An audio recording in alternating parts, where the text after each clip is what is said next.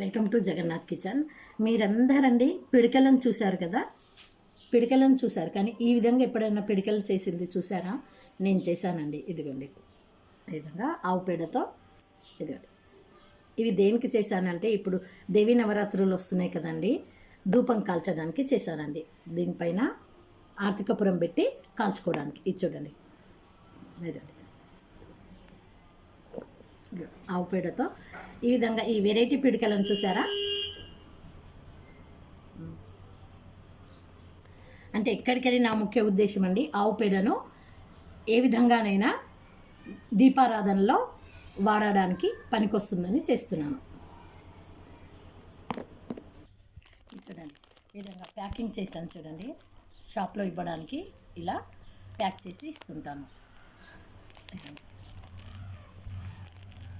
మీకు తెలుసు కదండి, ఏ పూజ కార్యక్రమం చేసినా ఆవు మూత్రం కానీ ఆవు పేడ లేనిది ఉండదు కదా మన హిందువులో. ఈ విధంగా అన్నీ ప్యాక్ చేసి ఇస్తుంటానండి.